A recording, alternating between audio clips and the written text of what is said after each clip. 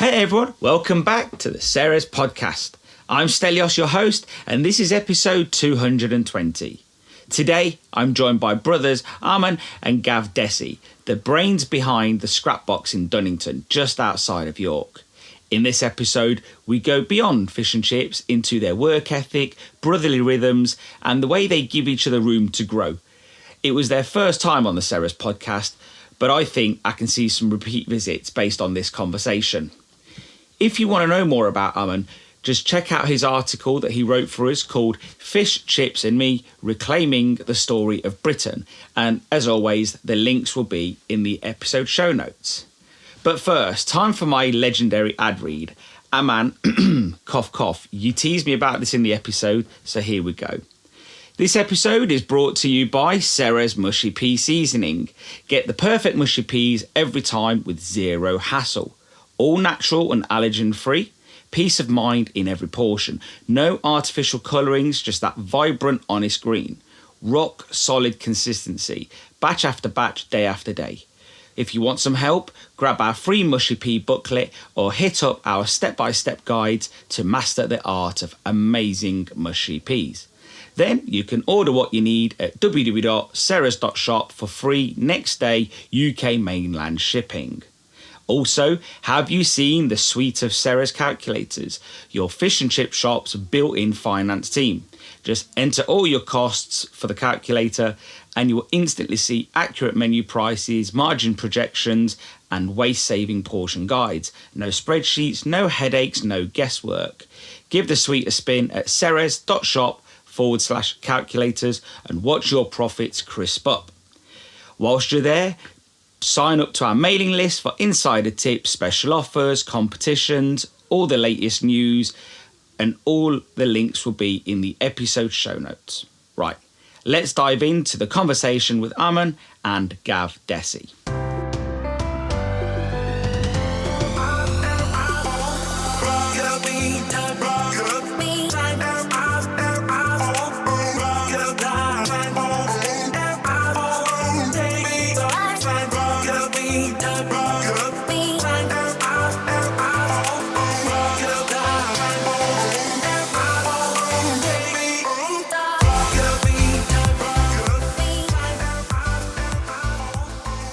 Morning, chaps. Welcome to the podcast. Good morning. Morning, Stoke. Always feels weird saying, I always think to myself when I'm going to say good morning, like, don't make it sound like an old-fashioned radio show. But like, well, how else do you start the podcast? Like, and then I've tried rolling into podcasts over the years, like just talking in, and then people feel that's really disjointed. But yeah, well, by this point, people are just happy to hear a non-promotional ad, I think. So it doesn't really matter what we say. Well, I wonder what product will precede this. Is it going to be the P1? Is it going to be the pre-dust? Is it going to be the natural Balamix? I haven't given it much thought, but now you mention it, I'll probably go with the natural and the P1. And yeah, well, we'll get to us. Do you not want anyone to listen to us? They're synergistic. So what it is, it's like, the natural batter mix, and it pairs with very quickly. So it's just a sentence on that. But it's really hard doing this, like, because Ceres pays the bills. Yeah, it's called the Ceres podcast. Yeah. So Ceres needs to benefit from this because it is my hobby and Mark's hobby and Kelly's hobby and David Miller's hobby and David Nicolaou's hobby now. So, someone has to pick up the tab. So Ceres needs to obviously slot in ads, But yeah, when is it too much? I listen to a lot of podcasts. I'm not sure, I might be listening to some of the same ones. And one of them I listen to has like 15 minutes worth of ads before it. All right, they are usually 4-hour podcasts, so that makes sense. But what is the happy, sweet medium? No, I think you've got it right. It's when it's just at the beginning or it's in the middle, when people know it's up to them if they want to listen or if they want to forward it on. We've tried something different with the news review podcasts. And I don't know if you've heard that one yet. It only went out last week. And with that one, because we're talking about news stories that are segmented, we have slotted in an advert in between each one, but nothing at the front and nothing at the end. I think that for me, it's just the honesty that we want. We're doing it for a promotion rather than trying to be really like, oh, we use this product and it's absolutely amazing, and trying to kind of skirt away from it being a promotional thing. So yeah, that's where podcasts have gone down, because a lot of people will pay a lot more money for people to naturally say, oh, and by the way, have you watched something on Sky? And it's like, it's an ad, but actually you'd rather them just say, well, by the way, guys, this is an ad. Did you know? Oh, by the way, we're still waiting for our pre-dust. You've ruined my joke. That was meant to be my opening. My opening was meant to be, have DPD finally delivered? But you've gone ahead and ruined the joke, Aman. No, edit it. Go on, let's have your joke. No. We're not into editing, as you know. So we can open the shop again now. The pre-dust has arrived. Yeah. Imagine just closing because the pre-dust didn't come. But no, like, a lot of people say to me, oh, like, do you not edit because of like, what is it, journalistic integrity and stuff like that? And I was like, no, I can't be bothered to do another job. It's just another job, like editing. Like, and I like the flow. Let people, like, just let it go as it goes. At the beginning, I would. Yeah, you've got the format. You've got the reason people listen. It's a semi-long format, so people can just settle into it. And if it starts to become a different product, then it ruins people's the flow of the whole show. Like I said to you guys, you, Aman, when we were talking about this, if it's an hour's conversation, but it's absolute gold, I'm happy with it being an hour. And if it's 40 minutes of absolute dullness and dryness, I'm like, oh my God, kill me now. Like, I'd rather not put it out. But I do think, you're not always going to agree with everybody on the podcast, and every time a podcast goes out, I get several messages saying I agree or disagree, or he's right or she's wrong, or whatever it is. And the hardest thing is getting people to say it publicly rather than coming to me all the time. Should we start? Yeah, well, this is it, mate. You are in the process. This is where, so you know. We were just aware of you saying 40 minutes of dullness, and then we...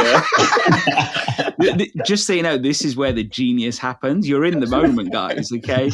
We're in the whirlwind, the black hole.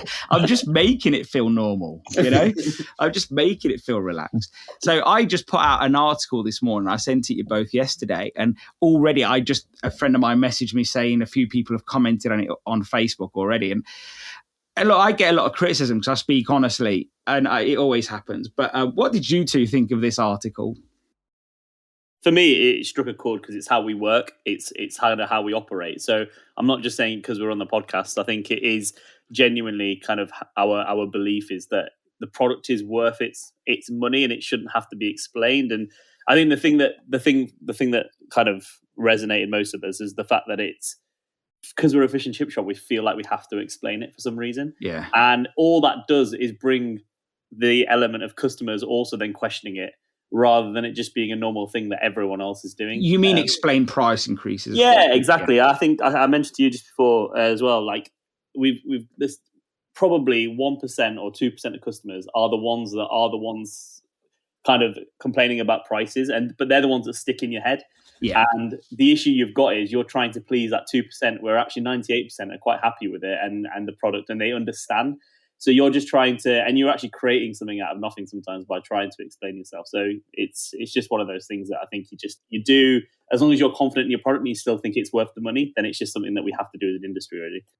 Yeah. Yeah, I think it does come back to that thing about fish and chips being different from everything else, doesn't it? And it's the whole thing about customers expecting prices to be cheaper. It's the thing about what we like about the industry is that we have a separate connection to our customers. So it is a tough one, and I can understand why some shops and some individuals do share the message and want to have that open communication, because it isn't something that they don't want customers to think they are just profiteering from increasing the prices. And there are definitive reasons as to why. So post-COVID, we did put a message in our shop about the Russian sanctions and the side plane issues. And I don't think that was a bad thing at the time. I don't think we lost any customers. This time we haven't, with the quotas of COD. And it is something that I can completely see both sides, because having that relationship that you cherish with your customers does also come with that, the sense that you should be educating them or at least sharing why your prices have gone up rather than individually, because sometimes you can't tell every single customer because you're not there all the time. You don't necessarily trust your staff will tell them in the right way. So having a written out form that you can completely write in your own way, I can completely see why that would work for some individuals as well. I think as well, the last 3-4 years has been unique in that we've been doing price increases so regularly like we've never done before. So it does get to a point, let's say it's once a year or once every 2 years. To explain it, it's not a big deal. But when you're doing it quite regularly like we are because of, all the external factors, it gets to a point where it becomes a bit tiresome as well. Yeah. And it's like, we know we've heard you, it's still expensive, or blah, blah, blah. You're kind of opening yourself up to criticism, really. So I think the regularity in which we're increasing prices, unfortunately, does mean that it doesn't need to be explained all the time, I think. I think one thing, just to go back to your point for a sec, Gav, you mentioned that, we end up defending the industry to 2% of the people. Mark Drummond always says this to me. Like when someone complains, he'll say, well, how many people have complained? Oh, well, one person. What, out of how many? This week, 1,200. Okay, let's see what happens next week. And it's another one person out of 1,300 people. And if you think of that feedback as like 0.3% of your business, would you change anything for 0.3% of your business? Like, you're not going to change your business plan because 0.3% of your customer base kicked up a stink. And I think you're always going to have that. But I think the biggest thing that shocked me was looking at the data that the likes of, all these fast food groups have gone up exponentially in the 60% mark. And their customers probably still complain, but the difference is they just didn't scream about it. Yeah. And I do think as an industry, we probably need to start taking the lead here and pushing forward. And I think just having a bit of positive outlook. I know it's hard out there, but we can't wait for government to come and hand us this golden checkbook and say, here you go. We know you want us to listen, and we are listening now. And, we've dropped NI and we've dropped VAT and we've dropped all of these taxes that you hate, and we've reduced corporation tax. I'm just speaking hypothetically and wishfully. They're never going to do that. I just think that they're never going to do it. Yeah, that's it. Going back to the prices of other shops, I remember me and Gavin used to chat quite a bit, especially post-COVID when inflation was really starting to drive and it was hard to know exactly how much to put your prices up. But just customers paying that and being aware of what prices are in other places and even though it's the same industry, so to speak, fast food, but different parts of the industry, does start to set the agenda, and it allows you to increase your prices, I think, without having to explain, because people are, they're seeing this in their bills and with every single product that they buy. But the thing that stuck out most to me from your article, which is something that has kind of helped with us with what we're trying to achieve anyway, is that you can't just put your prices up and take the money and think everything's going to be all right. It needs to come with something for the customer. They need to see that the business deserves to put the prices up as well. Yeah. They can't maintain the same customer base, the same margins, the same number of customers through the door unless they are also accepting that this is no longer a cheap product. If it's no longer a cheap product, you can't still keep selling a cheap product for prices that are no longer cheap. Yeah. An example of that is we might go into it, but we changed our boxes recently. We had them on the back burner. We had them changed. We could have kind of printed them at any time, but we waited until the price increased to introduce them. And that opens you up then to, well, we're just paying the extra for the boxes. But I'd rather take that than saying something else. That at least they've got something, physical to kind of do. And I'm not saying you can do that every single time, but there are certain things you can maybe delay with the price increase just to give them something that they're getting kind of for the extra money, really. Yeah, no, absolutely. And look, your shop is a great example of one that's been constantly reinvested into, and you can see the care that's taken into it. I was at a shop just before Christmas, maybe. I knew the guy. I just popped in. I wasn't visiting him for work. I just knew him, and I popped in to say hello. And he was pretty much saying this industry's effed. It's fucked. What sort of life is it now? A load of crap. I'm not even exaggerating when I tell you that he had a staff wanted sign in the window with a bit of chippy paper. It was written with a big Sharpie. It was been there for weeks. It's dirty. I walk in. The range was 50 years old, older than me. The tiles were broken on the floor. The tiles were broken on the wall. Staff didn't have uniforms on. They looked scruffy. He looked scruffy. Everything just looked like it was in disarray. And he's saying, look, I can't even get my prices up. I look at his menu. The stickers were peeling off the menu. And I'm like, how is it that I said to him, like we had this conversation, I said to him, you don't deserve to some degree to be in business if this is the way you're running it. You've got no pride, no warmth, no nothing. And he's like, well, I ain't got the money to do it. And, and I get that. That's not a nice place to be. But at the same time, that is not 1 year of mismanagement. That's generations of mismanagement. Yeah, and I think he could have got away with that for generations as well, to a degree. Like I won't deny that within our 10 years, almost 9 years at the Scrapbox, we've been through those periods where we've lost a bit of interest. We've kind of taken our eye off the ball a little bit. Thankfully, our standards are, our floor is relatively high, so they never would have dropped so much. But they did drop to a point where, we'd look at the numbers, we'd still see the year-on-year increase, and we could see that, we don't need to be doing too much here. It's still doing well. And we've been lucky with that. And I think now we're at a point where, because of where the prices are, you cannot just take that for granted. You can't accept that the whims of the trade and like the flow of the road will just flow like the wind. Like you can't just kind of take that for granted. It's okay to say it happens, but without your own standards being at a certain point, I think it's impossible to say that it's not because of us. You have to make sure that you've done everything you can, and only then can you blame external factors. Your job is to try and influence people to come in through the door, and rather than just waiting for passing trade, and I think that is an interesting thing. One thing that interests me about Scrapbox is that, for many listening, they wouldn't know and go to the social media and find out. But it is literally an old building on the side of a road in a lay-by. I'm guessing, was it like an old toilet block or something? Yeah, I was going to say, you're glamorising it, Stelios. It was an old public toilet. Yeah. And I'm guessing it was a dogging site, because that's what... Sorry. But no, generally, like, it is... It's interesting how many people in the supply chains, I won't mention names, that know about this place as a dogging site. Oh, really? Rather than knowing about the Scrapbox.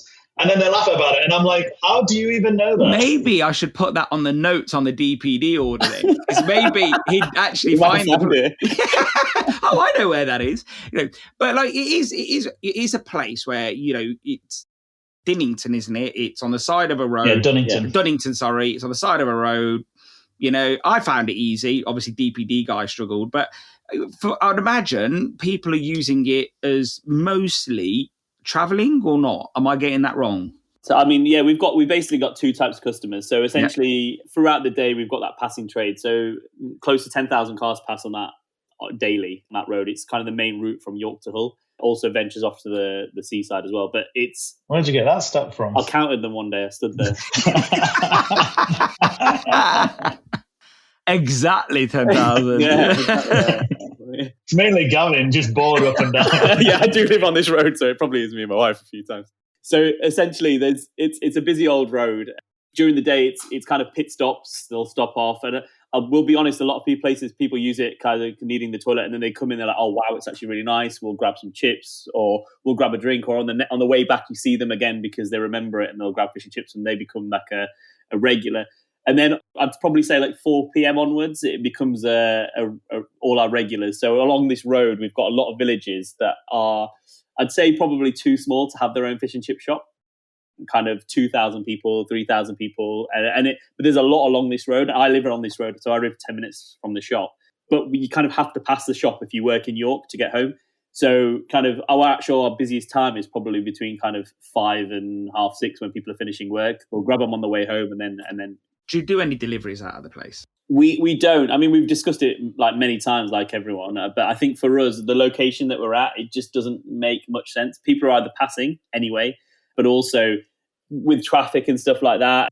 There's two elements to it. The location doesn't make sense, but we're also still funny about potentially kind of taking that product out of our hands and putting it in a courier's hands. And it kind of, we'd still become the target for any criticism when it could be their fault. And I think for us, we want the customer to choose whether they have it in their car, have it in, or, take it home. And that's kind of where we're at with delivery. Yeah, just like building on that, even though we're 9 years in, we're still so new to so many people. Like, because people don't use that road very often, and because of everything we've been doing the last year, we're still kind of growing, and the awareness of the shop is rising all the time. So we're still getting a lot of new people coming through, What would you say, Gavin? 10% every day? Yeah, I mean, there's never a day that goes by with, oh, I never knew you were here, or first time we've tried you and live down the road. It's like a constant, if we had a quote put up on the wall, that's what it would be. So it's...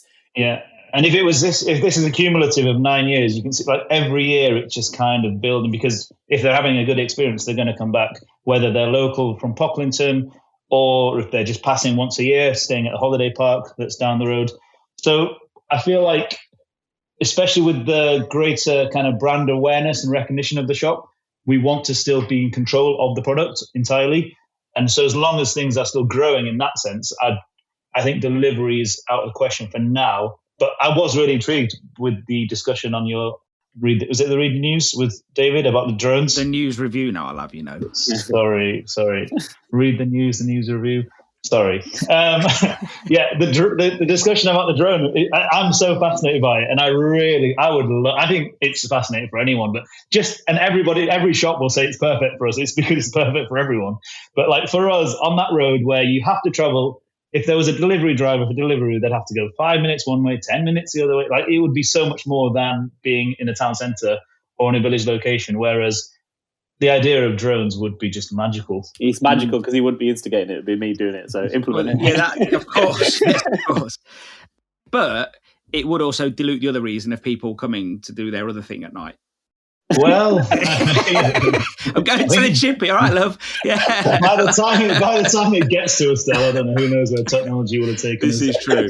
But no, VR and whatever. I did think it was an interesting topic, the whole drone thing, because I'm thinking of it. I thought David was going to hate it. Yeah, I thought he's going to hate this thing. Nah, he'd love that kind of thing, surely. Well, clearly I misjudged him because he was like, he was like a little boy on sweets. He was like, But I'm just thinking to myself, oh, what a pain in the arse! All these little things zipping around all over the place. But he seemed to know his stuff about. Oh yeah, he knows. Yeah, he's a plane guy. I did look into that company. Is it Mano? Mana. It is just the fact that it's just how many years will it be? You can't be relying on something like that. No. And then when they do come, they will be playing with the big boys. It will be a Deliveroo and KFC collab many years before it becomes something accessible to. Yeah, and I do think as well, I mean, delivery, one thing you do lose. You lose that touch and connection with the customers, and that, a big thing is still going into a fish shop and having a conversation about the weather about a million times a day. But it is still a big thing. You know what I mean? It's still what you expect from your local Chippy. Yeah, but you can still go and get that, obviously. Without getting fish and chips. I'm laughing because I remember how monotonous it was sometimes, like keeping a fresh face on when customers come in. And for them, they're having the conversation for the first time that day. Yeah. And for you, it's like, my God, but you've just got, because, you've got to treat everyone nicely. Yeah, no, so Gavin and Jason are a lot better than me. I'll chat with someone if they want to chat, and then I'll chat with what they want to talk about. They will just be, it's really hot today, isn't it? And as soon as they're walking out, they can hear them saying to the next customer, that must be so destroying for that person who's just leaving, thinking they had that bespoke conversation.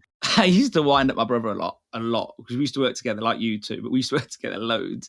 And I'd make up stories. I'd serve a customer. Yeah, I'd do that. Serving a customer, and I'd be like, I'd walk out the back to go grab something. So it's John's birthday today. George will walk in and go, oh, happy birthday, John. He goes, my name's not John and it's not my birthday. No. And I'd do stuff like this to him all the time, like to the point where he stopped listening to me. He was like, I'm not even, because you're trying to make the day go by. We used to do 6-day shifts together at one point. Yeah, so, we've done that, and we do struggle with it sometimes. I do get a shut up, Gavin. We used to throw stuff at each other. No, we get on a lot better now. Yeah, we're good in that. We've always got on, but we've always had that kind of brotherly tension. We've always used to fight growing up, and that's then brothers, though, isn't it? It's just like and because I'm 3 years older, there's always probably been that thing where it's like I feel like I know better with everything, but actually more than half the time he actually knows better. But actually, what this last couple of years done is it's also brought in another aspect which you don't realize at the time, is that going ahead to try with the awards and things, you do need to get your heads together and work together. Yeah. And it does bring out quite a bit of tension, but then figuring out how to work through it. So in that sense, it's brilliant. And again, it's the technology it's amazing. It's like something simple as WhatsApp is brilliant. Oh my god, we wouldn't have a relationship if it wasn't for WhatsApp, because we can't have we can't have a conversation over the phone because it ends with just shut up. Whereas, at least with a WhatsApp, you can wait 15 minutes to reply or 20 minutes and then go make a coffee, go to the toilet. Actually, you see where the point of view that they're coming from, because we're both trying to do the best for the shop. So, but in the heat of the moment, I know his flaws, he knows mine, and they come to the fore as opposed to trying to see it from where they're coming from. And that's why we're on WhatsApp, you couldn't scroll fast enough and you still only be on yesterday, because it's just there's so much happens. Yeah. Well, yeah, and the thing is, it's weird because you can't obviously do that in your personal relationship with your wife, but it probably would be so much better if you could. What, just scroll down and tell her to shut up? That'd be great. No, not quite that bit. Take 10 minutes between answering. If I did any of those things to my wife, I'd be afraid to go to sleep before her. But then even like extrapolating out of that, it's like even like, so my mum and dad have always been in the industry. Like we've not ever really been front and center in the industry, so this will be the first time people are hearing about us. So it is. This is our shop, mine and Gavin's, but my dad has had a shop back in the day, and they've run a couple of small cafes in York. And so once they gave it up, they came and helped us out, just because our first shop, Brockfield, which was where were you born there, Gav? No, you weren't. It's where I was born, just at the other side of York. That's where we opened our first shop. And so my dad's always been part of it as well, cutting fish, filleting fish. My mum's always been there in the background, helping train staff. She's always kind of whooped us into shape as well. Like those times of the lulling, whenever there's been a lull over the years, she's been like, guys, come on, like your houses aren't like this. This is terrible, this level. Because she wants to be part of it. So they've been really enthusiastic about us having our rejuvenation over the last year or so, which has been really nice as well, because it's kind of galvanized all of us as a family to kind of to see these things a lot more positively. Do I imagine, maybe I made this up in my head, but did you say to me once that maybe your dad didn't want you to get a chip shop? Yeah, no, it's funny how things have switched around. Okay. Super proud of us, isn't it? So essentially we started the shop at, I was in my first year of university, second year of university, and I'm going to just finished, I think. I mean, I'll probably get into it more, but essentially the village that we lived in, Huntington, it's about 15,000 people, 20,000 people, and it's never had a takeaway in all our life growing up, primarily because of like planning laws around getting A3 planning and stuff. Well, no, it did have one, didn't it, that it closed down? Yeah, it did. It was a fish and chip shop, and it was just never very good. So, when you're living somewhere and you always kind of say that, fish and chip shop will go very well, and blah, blah, blah. So I kind of just forced it upon everyone that I was going to put in planning permission for this shop, for a fish and chip shop, while I was at university. And Aman was at this stage where... Yeah, I'd been off to uni. I'd been to India for about a year and a half. I came back. I was a bit at a loss. I'd been there kind of traveling, trying to understand my roots a bit more, working on like some very radical alternative educational programs, like very different to a little fish and chip shop making money. But it was quite an intense period. And I came back and I really didn't know what I wanted to do. And there was Gavin, who's literally wanted to bloody open a business since he's been in the womb. And so he wanted to do this. Like even before then, he bought and sold cars under my dad's name with his own money that he'd made selling sweets at the shop. So he wanted to do this thing. And we'll probably both argue as to whose idea it was. I think we both still claim that. Always the intention really was that, because I still had to finish my degree, but I couldn't, because of the ants in my pants, I couldn't wait to open something. So it was the case of, look, you're not doing anything now. Why don't you just help me run it? Or you pretty much open it. And it ended up being just him, to be honest. But the intention was that, you start it for me. And when I finish uni, you can then go off and do whatever you want to please and do it. But I think we both we got into it, and probably Aman more so than me, into all the kind of more of the food side, learning about all the produce and all the bits really that doesn't come natural to me. The business side comes natural to me, signing the lease, getting the planning permission sorted, getting it up and running and ready. And I think I got it into that state. But then from that point onwards, I think at that age, I was 20, this naivety is such a big thing. And it's looking back now, it's an absolute blessing, but it can be a massive downfall as well. And I think as you get older, you lose a lot of that naivety because you know what the obstacles are in the way. But I think at that age, you just go in head first. You just think, we'll run a shop. It'll make X amount of money, and you'll then open another one, then open another one. And I think at that age, it's great. If you knew what the roadblocks were, you wouldn't have done it. So naivety sometimes is a great thing, and it was definitely that in that shop. But like I say, Aman massively picked up on everything that. I say my dad had a shop. It was very much a case of him taking on the reins of a existing business and then just running it as that guy would run it. And it was a good 10 years before we took this on. So I was kind of starting from scratch. So went to a family member's place to learn the ropes a little bit in Tadcaster. I did the 3-day NFF course at the time, which was awesome. Like, I remember being really enthused about a community rather than just us individuals open a chip shop. So I remember individuals like Craig Buckley. Mm-hmm. Yeah, nice guy. He won the Young Fry at one point. Mark Drummond was there. There's a guy from Chorley, his name I can't remember. I think not Andrew Crook. No, it wasn't Andrew Crook. It was someone else talking about his son had just opened taking $2,000 a day. I just remember him saying that. I can't think of who that is. Okay. Everyone else was like, "Oh, he's a bit of a show off." But you mean it's Chorley. Chorley. No, I've been. Have you been to Chorley, Gav? Chorley. No, I've been through it. Yeah, and just remember, it was great in learning how. Oh, was it a guy called Mike Smith? Possibly, I can't remember. Big guy, really tall. Yeah. It's definitely Mike Smith. And his son opened a shop in Northampton, I think. He's doing $2,000 a day. That's what he will have been. He's probably doing a lot more now. If that was 15 years ago. If it's him, and I'm not 100%, he's not in the trade no more. No. Yeah. Right. I remember just how enthusiastic these individuals were and teaching us how to fry. And there was an even older guy whose name I can't remember. Arthur Parrington. Arthur, talking about pinching a chip from every portion, and that paid for the holiday to Spain. And it was just amazing that someone at that age was so focused on portion control. And I thought, that generation didn't really care about that kind of thing or whatever. But seeing someone like the oldest guy there that was teaching us about this, and at the time, things were getting expensive, as they always are, because that's how inflation works. You need to nick 2 chips now, don't you? So you can get 2 a holiday each, didn't you? Oh, I thought you were calling us fat. 2 chips to make sure that I eat them. Yeah, that's what you said. Yeah, but there's probably some old school techniques there, that probably, weren't a bad idea, really. Yeah, well, they were just the small, tidbits that stay with you. But actually, it was a fundamental schooling in everything. Yeah. And then later on, I sent Gavin, I sent one of our fryers. Yeah, when I finished uni, because I was back and forth all the time working. But I remember when I'd actually finished uni, Aman said that you can't do a shift in the shop until you've done this course, and lay down the law. Well, yeah, I mean, essentially, yeah, because I think because they set the standard of these are the basics that you need to do to that standard, and I think that's kind of then set the tone for everything going forward, really. And after that course, did you ring in with the revelation of we've got a nick a chip? I was like Nick 5. I want 10 holidays. So, you know what though? You know what, you two? Yeah, I walk away from this feeling every time with you two, and even this whole relationship is it's very much yin and yang, chaos and order.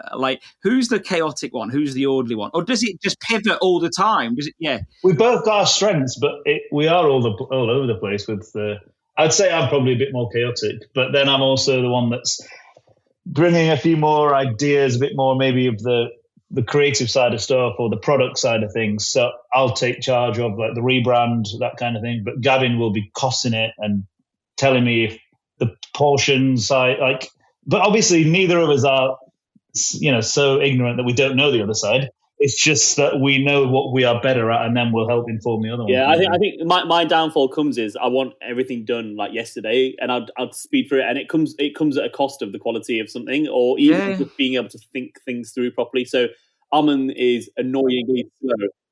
And my downfall, things will never happen because I'm always thinking about it. And I love to think about it, and then nothing comes. So we do match in the middle nicely. So something comes out of it, and I'm always it's always a bit longer than I'd hoped, but at the same time, it's 10 times. I mean, for example, even just refreshing all our kind of social media. I mean, I was like, look, it was clear that we needed to do something about it, and my case would have been, let's post a week out and blah blah blah. Was like, no, there needs to be a strategy going forward and an actual meaning for it and a story and what have you. And I let him take the reins on it, and thankfully I did, because it's in a really good place now, and it's clear where we're trying to go with it. Whereas I think with mine, it would have just been a random post about something else and something, and that's not a problem. It's just that it wouldn't have been as good as where it is, and it all would have been in vain to kind of rush to get our social media following up or what have you. Yeah, but because of Gavin's background he's done some work in the corporate world and that kind of thing. That was once the shop was at a level, our first shop, and we had more time on our hands, so we were dabbling at other things. So he does know about the importance of marketing. So he basically said, "This is what you should be spending," and I'm like, "Oh wow, really? That much?" So like it, and sometimes it takes me by surprise because even though he's in charge of the money, he's not tight with it. It's more like this is where we can kind of go with it. Yeah. That's it. Yeah, and I think even with social media, I think with I mean, so I'll give you a bit of background about what I did, and it shaped where I am with the shop today and a lot of my thinkings with it. So when we had our first shop, I started an app with a friend just from our bedroom. Weirdly, with the fish and chip shop, me and Aman both went to a decent university, and a lot of our friends went into kind of law backgrounds or banking or something, and it was always in London and wear a suit and that kind of thing. And for us opening a fish and chip shop, for me especially, it was kind of embarrassing is the wrong word, but you kind of feel like you weren't, you had to really explain yourself about what you're doing, and you kind of had to big yourself up a little bit to kind of explain that. Yeah, we're brought up here as, British Indians that, you're supposed to go to uni, and like going from what Dad would tell customers in the shop when I would work and wrap in, he'd be like, yeah, Aman wants to be a lawyer. Yeah. You're third generation, yeah? Yes. That's right, yeah. So yeah, in some ways, that what you guys are doing is second generation, yeah. All right, still. No. I don't know if Farage is on the podcast. Give us a sec. Who said that out of you? I didn't see that. Yeah, that wasn't me. No. What I mean is, like, to ethnic families, they come over here, so the next generation do better and better and better. So they probably think, well, it's only a chip shop. I remember reading this story once about Korean families in America. If their kids aren't dentists or doctors and have 3 different fields, they see their kids as absolute letdowns. And then going back to what you said about our dad not wanting to do this is exactly that's some of that. Yeah, that's some of that. Yeah. He's had news agents from day dawn, and he basically 4 a.m. starts to 12. He's done the back-breaking work. Why should you? Yeah. It was unbelievable to us as a family that people got 4 weeks holiday and you got paid for it. Like, you couldn't even imagine that. That wasn't even the scope of thinking that happened. You didn't have to shut a shop to go on holiday or something. My father-in-law wanted all of his kids to be either an accountant or a solicitor. Why? Because they're the people that he paid the most to do things. So he saw it as, that must be good if I'm paying them so much. So I think that's where the reluctance of our dad wanting to do it. That's where I was going to with this. Yeah, but also some of that kind of individual trauma that we tried to navigate through as well, and which is why we probably thought, what should we be doing? What can we be doing? Yeah. But in the same sense, if you do become at peace with it, it's like, where can we take this? And then it becomes a really exciting thing. And that's when it's that comfort of being, born and bred here, and still having the level of education we've had and the upbringing we've had and seeing and understanding the world. Yet we're still doing fish and chips. It's like, right, well, let's see where we can take it. And that's an exciting place to be. Yeah, because even from a risk level point of view, they had no choice. It couldn't fail. They had to bring up their family. They had no choice. Whereas at that age, worst case scenario, we still had a degree. We were going to be at home, living at home. Like, we would have lost money, but we would have been able to recoup. And so that's a completely different mentality to that of, we need to survive here, because you're not willing to take the risks and change. See, and that's also a privilege that your parents, as second generation, gave you. They gave you a cushion to fall back on. Like, when I first started the batter company of Ceres, my dad used to ask me monthly. I think it was more because he wanted me back in the shop, but he'd be like, look, if it fails, you know where you can come back. And I was like, all right, mate, chill out. Like, but if it fails, you can come back to the shop. And I'm like, but my brain was really locked into, this isn't going to fail. I probably knew that I could, but that my brain wasn't going to allow me to do that. Yeah, so we were probably in the same space, but I think it was more just the case of, you don't realize kind of subconsciously how much of an impact that has. And I think people are reluctant to admit it as well, because they want to say that it's all off their own back and that we've done it from scratch and this, that, the other, because that's the nature of saying that you've done well. But realistically, that is invaluable, and you can't really. But yeah, sorry. So I was saying, going back to the kind of the way that I saw. So essentially, we had that embarrassment of like, oh, we fish shop and all these friends. Anyway, me and my friend, we started this app from my bedroom. I don't have to go too much detail about it. Essentially, it was providing kind of mental health services to companies. So you're Ceres, for your employees, you could talk to one of our therapists, and you could do it all through like the messaging system of Slack or Teams or something like that. And it was just kind of alleviating that barrier of talking to someone. But essentially, it snowballed from our bedroom to becoming we got companies like Rightmove and Red Bull on board and stuff like that from really early days, and it became quite a serious thing. And essentially, it came to the point where we were like, look, we're going to go funding. Should we move to London for this? Should we make it an actual thing? And I think that's my respect for Aman came from him allowing me to do that, and basically he's still paying me from the shop. I'm not, I was basically getting to the point where we sold our first shop. I was going to go full time on this. So Aman was going to run the scrap box. He allowed me to go off and just basically pursue this thing that I had in my head that I really needed to do. But I wasn't getting paid for the first 2 years of doing it. So he still allowed me to kind of take half the income of the shop, which looking back now is a big thing. But at the time, I just thought it was something he had to do. Well, you kept telling me about how many billions you were going to make. So anyone would have done. He thought some might swim back this way. But no, that is what a family business is about, though. It's sometimes giving the other person a bit of wiggle room to sort of go out and maybe see what they can do there. Yeah. But how that filters through to today is I don't give a shit if Aman's done an extra week at the shop or an extra few days, or you know what I mean? I've come back to York now. I'm going to be here. All the staff have gone away. They finished the school. The A-levels have all gone on holiday together. Then they've got another holiday. And it's like we don't deny them these holidays or anything. So it's more just, right, I'll just come back and I'm going to go after this to work, because we know in the long run we have got it well set up now. And to give people context, because they may not understand that reference, is because you live in London. And obviously the shop's in York, so there's a bit of a distance there, and you can't log in remotely to fry fish. So I think there should be an award for the longest commute as a fish fryer. Probably. I mean, it is a choice of yours. I was going to say you are making the choice. Well, you could do my hours if you want, Gav. Well, look, awards go to those who do something bravely that was maybe not put upon them. Let's not get the hero trophy out yet, mate. No. But going back to, so he allowed me to go do that. But essentially, it was funny because it became this thing where we had kind of big corporate companies on board, and we went to go raise funding.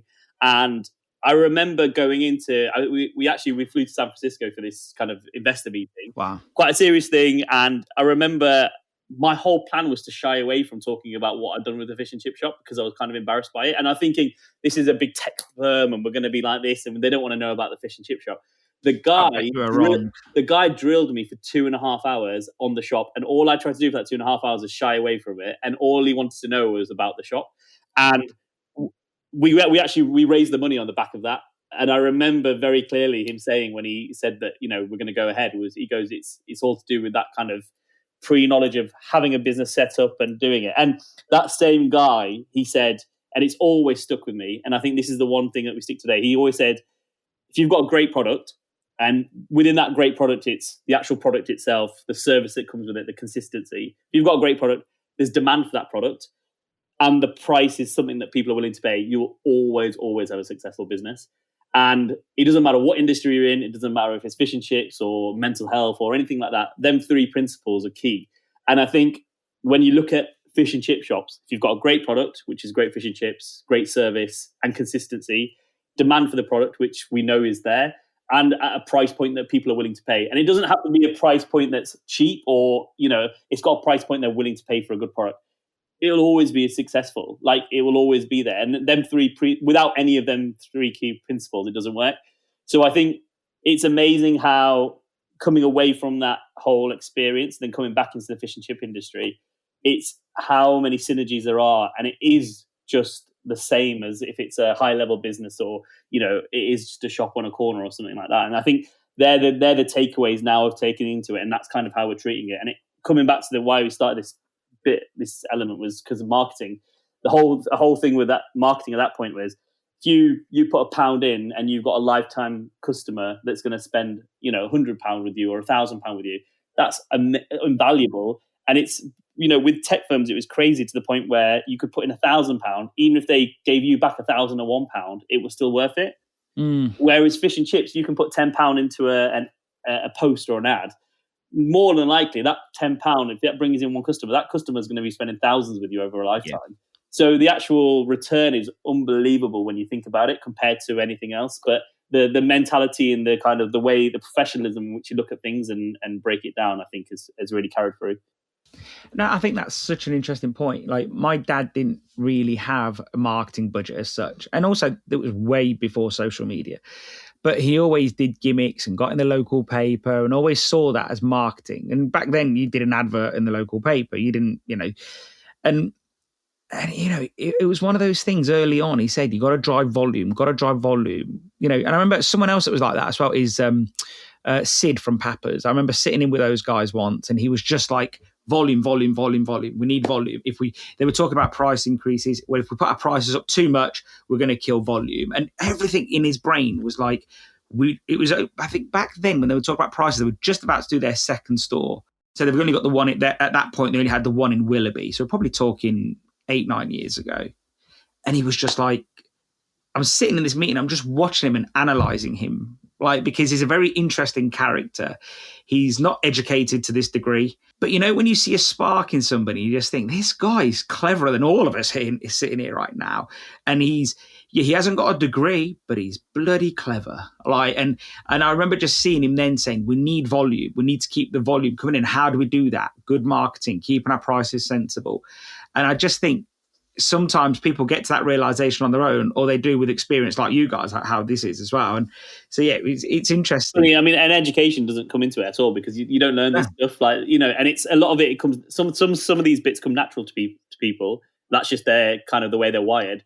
Some people just need to be told it. And sometimes you just hear a nugget, sometimes you're just like, wow, that just makes so much sense. But you need to be told it, and you need to put yourself out there Do you get annoyed with yourself when the penny drops after a while and you think about something, whatever it may be, and you think, I should have known this then? Yeah, a little bit with the shop sometimes. But then at the same time, I think we needed this 9-year, 10-year period to really be infused by it, because some of the stuff we're like, why didn't we just do that 2-3 years ago, or 5 years? Yeah, and it's crazy because Gavin's realizations have come through his experiences in the wider world of work and stuff, and whereas mine are completely different. So the reason I'm so interested and invested, whereas Gavin wants to drive where we are because he's learned that success and investment and all the drivers of success can be applied to anything. For me, it's that I've always had to feel like I'm part of something. And because I've never really felt part of the shop as the sense of feeling like this is mine, this is my industry, I feel proud to be in this industry when customers come through the shop. I've always had this thing about trying to create something else on the side, completely separate to fish and chips, whether it's doing a bit of writing, whether it's writing a blog, whether it's trying to set up something completely different fields. But only the last few years, with what's happening in the world and everything, I've really had this kind of this penny dropping moment that you mentioned, Stel, where for me it's like, actually, I'm kind of doing all of this, and now that we've started to put all of our time and energy into this, it's finally like all aligning.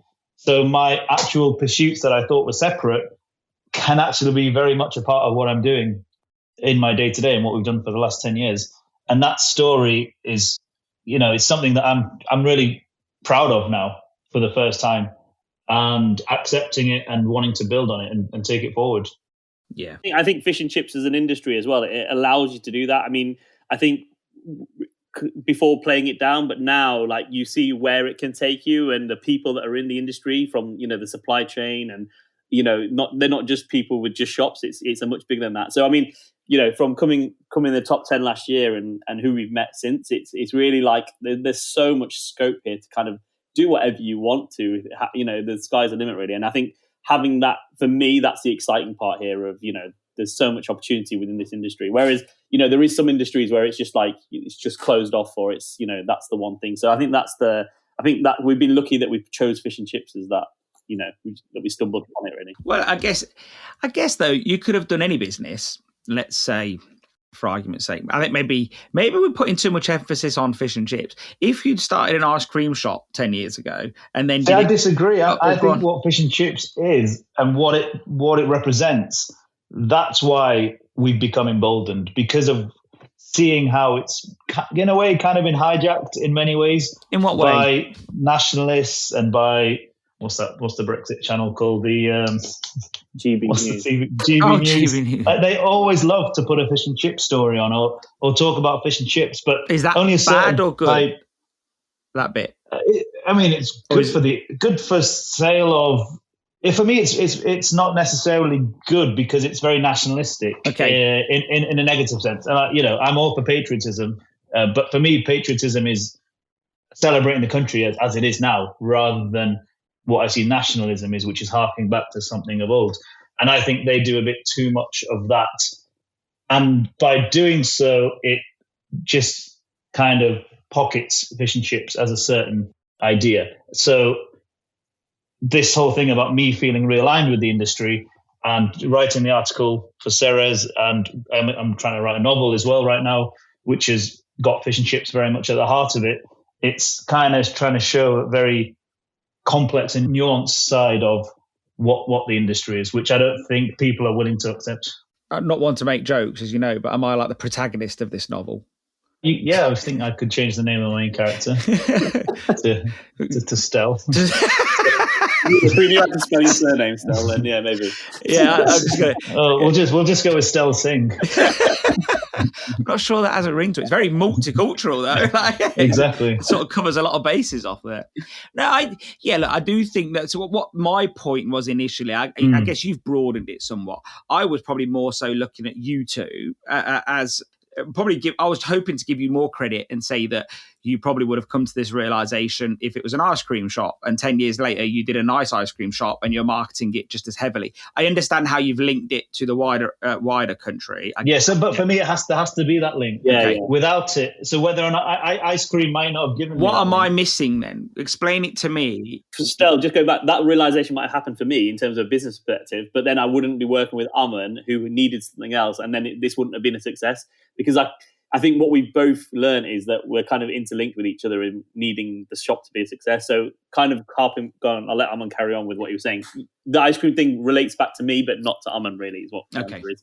It doesn't have to be ice cream, by the way. It could be any other business. Yeah. Maybe we should be adding an ice cream. I think because fish and chips, it's so nostalgic. It's so inherent within the British community. It's got so much it's got so much to it. The industry is so much, so much bigger. And I think the thing with fish and chips is that, and you touched on it in your article, and many people have touched on it, and I will mention the article in the intro so people know where to point to. It's a British icon. However, it's about as British as what Britain is today. I think it's very multicultural. If you go to Scotland, it's cooked by many Italians, and also many Asians. If you go to the Midlands, Cypriots, Indians again, Pakistanis, Wales, lots of Pakistanis, all British, but just all from different backgrounds, and yet they're all frying the national dish. And that isn't alien. That is normal. Like that happens in a lot of countries with a lot of cuisines.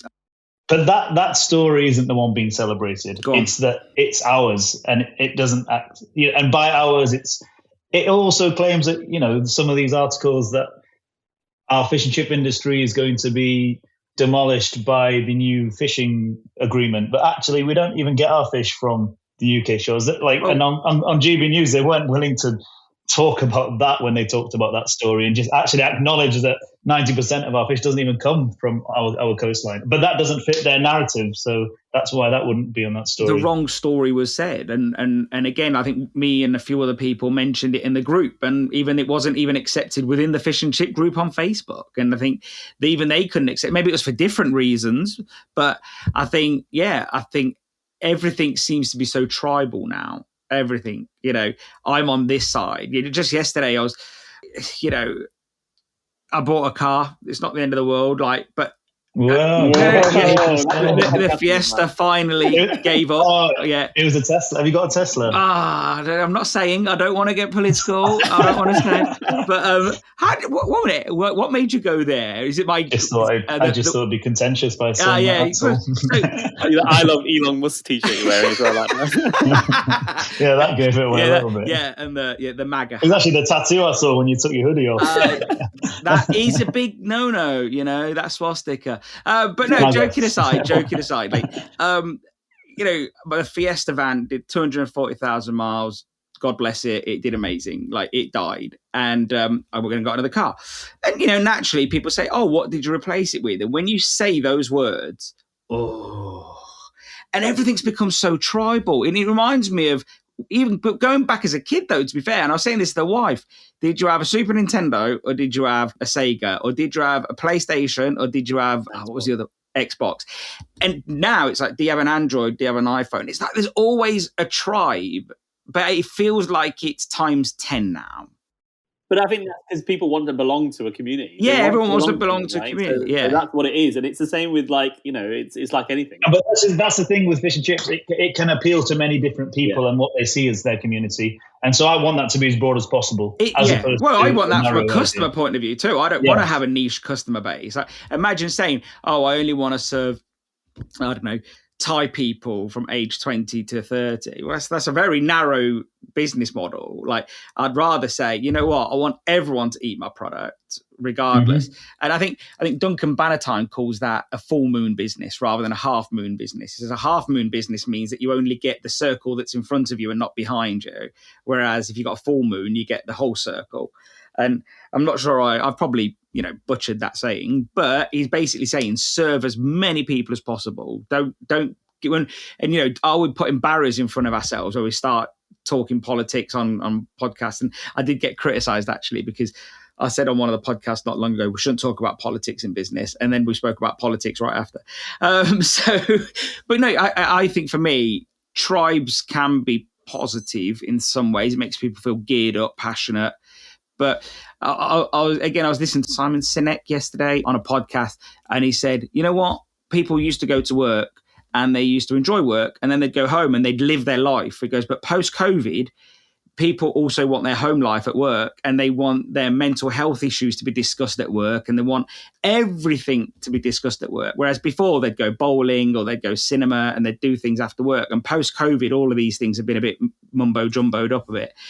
So, yeah, I think that although we digress a little bit, I think that the world has changed. So fish and chips for me, though, still spans all generations, and I've said this many times, it is one of the only foods that you can have on a winter's night and also on a summer's day. Like, you eat it at the beach or at home, you eat it at work or on the side of a road, not to make a joke out of that, because that is a very valued place to eat it. And you think, like, providing you've got benches, and you do. So, yeah. But what I'm getting at is, I think, what other cuisine can boast that, and again, the multicultural side of it, that's the same in Australia. It's the same in New Zealand. Many second or third generation people, and first, obviously, when they got there, frying fish and chips or whatever meal it is in that country. And I think that is the story of many successful countries. But I do think anybody listening to this should go read your article, and we'll pin it in the show notes. But yeah, I think you feel very strongly about that, though, don't you? And I can see that that's something that sort of throws you into, like, not a tailspin, but yeah, and not even to be like massively political in one way or the other, just to try to get the point across that in this idea of this, where we get these binary positions, there is so much more nuance and so much more complexity that we only need to just start to understand, and then you start to see how complex it is. And that's where I want more people to be. Yeah. Because that's where I've always been. And again, like, it'd be nice if maybe the fish and chip story could be told more on BBC rather than GB News. But at the same time, I think someone like BBC is trying to be so multicultural that they think fish and chips probably isn't appealing to everybody. Whereas many people from... That sounds like a GB News headline. I've been called Nigel Farage. I've been told that I'm a GB News headline. What else? Are you going to bring out anything else, mate? Like, you feel like MAGA hat that you've got. That's actually Jameson's whiskey hat. But no, I think, I do think that, most of the like foreign-born people, let's say, I don't know the best way to describe it, they love fish and chips. Like, they absolutely love fish and chips, and because everyone can eat it pretty much, and more so now with, like, not the invention, but the sort of introduction of halal beef dripping. Yeah, that has quite impressed me, because that's probably, like, if you're in a little village in Yorkshire and dripping is something you've always wanted to do, and you stand by it, but you probably couldn't serve people from Muslim background. Now all of a sudden it's like, well, actually I can, and I'm not even upsetting my regular customers because it's I know Ali at Mackerel Sky uses he loves it. dripping, yeah. so Well, that's where I saw it. I think I saw it there, and I spoke to you guys not so long after or before. I can't remember. But for me, it's just like, why not? I think it was KTC that got onto that first. But I've just been to Duncrew, the food processing, who make probably more, or if not half, of the dripping for chip shops in the country, and they also sell a halal dripping because they've seen that they don't want to lose out on quite a big opportunity there. Look, most meat is being slaughtered that way in the UK anyway, so that's also true, especially chicken. I think the chicken, 90%, if I'm right, 90% of chicken comes from like 4 places in the UK, and it's all killed using halal methods. Mm-hmm. But not all of it is approved. That's the only difference. So one's got approval, one doesn't, but it's all done the same way. And so I think that, look, I'm not getting into the politics of whether you like it or don't like it, but I'm all about serving more customers. That's where I'm at, to be honest. Yeah, I think where we are in York, there's not really a need for it because of the clientele base and what have you. But yeah, I can definitely see it from different like areas like Birmingham and places like that where there's a big community. If there is a tradition of dripping. Yeah. So you guys, going back to the shop for a second though, and we've spoke about lots of things, but you've got a pretty tight menu. Like when I came up there not long ago, I was quite shocked at how slim that menu was. I've not seen many shops like it that have a menu that small. And like, if I'm right, there must have been the menu board on the wall was like 2 meters by a meter at the most, and I think there was probably 10 main items maybe, and then a few bits and bobs on the side. And to draw a contrast, the only other shop that I know that's quite like that is probably Mark Drummond's in, where is it, Idle. And I think, most shops are probably doing, like, if you go to like a shop in Leicester, let's say, and I don't know, Gav, I know you go Leicester quite often. Yeah, my in-laws are there. Yeah. Have you been to a chip shop in Leicester at all? Yeah, I have. Is it Gravely's? Is the? Oh no, not in Leicester. That'd be Leeds. Grimsby Fisheries. Grimsby's, that's it. Yeah. So Grimsby Fisheries is well known. Like, it's massively well known. That was probably one of the busiest shops in all of the Midlands back in the day. Yeah. I get told every month I go to Leicester. It's sold now. Those people are from my village in Cyprus. Right. Obviously, they came to the UK well before us. So I know them quite well. But that shop is also well known for incredibly large portions. Yeah. So you would have seen that. Yeah. So I remember the old owners, they used to do a 16 plus haddock. And, and like, so Charlie knows them quite well. I mate Charlie because he's only down the road. But, that was their large fish, and their medium fish, or whatever you call it, mini, I guess. They just cut one of those in half. and like, but that would be our large. Yeah, no, it would. Now, my point, why I was mentioning a chip shop in Leicester, is that most chip shops in Leicester, that's not one of them actually, does have a broad menu. They'll do fish and chips, they'll do pies, which is what Grimsby do. Yeah. But it probably stops there. Grimsby don't do kebabs. Now, other shops in Leicester all do kebabs as well. Yeah. Some also do pizza, many also do KFC.